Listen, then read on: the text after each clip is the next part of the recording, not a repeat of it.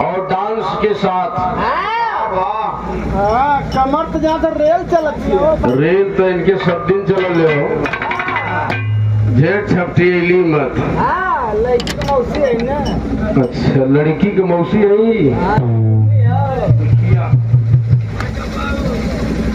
ज्योति ढेर छपटी मत। हम पहले ही बता देली कि देखा हमार गांव घर हो।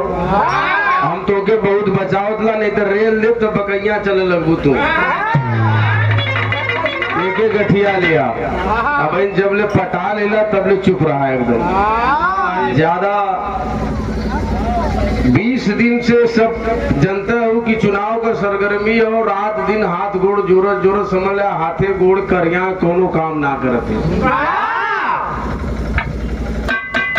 इसे अमन के थोड़ा आराम भी चाहला, लेकिन अब खाली अला और हम बहुत कुछ बचावल चाहला कि तो के हमके कुछ न कहे तो कि भैया तू अपने घर में पाए के बहुत बतिया लेला। संक्षेप में बस बता देली तो के कि उतने तक रहा जहाँ तक संभर जाए। मास्टर संकेत करत हुआ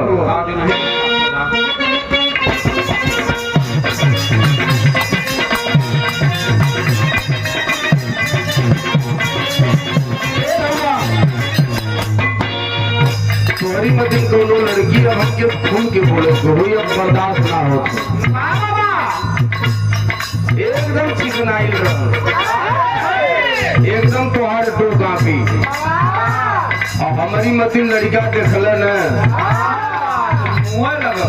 10 सारे वो लड़कवा कहल कौन विटामिन खा ले दिल पे दिल चिकन आले, कौन विटामिन खा ले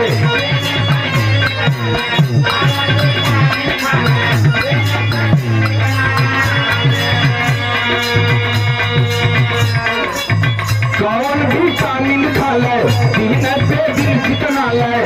एक कमर हाथी तरजुई है काला राहो डोले धीरे धीरे एगो ऊपर चला एगो चले काला राहो डोले धीरे धीरे।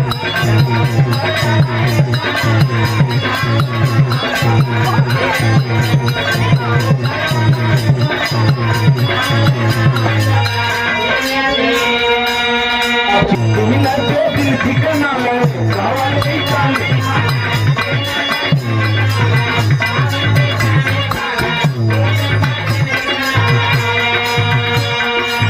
कौन विटामिन खा ले दिल पे दिल ठिकाना ले। एक कमर हाथ पर जुई है काला राहो डोले धीरे धीरे एगो ऊपर चले एगो चले काला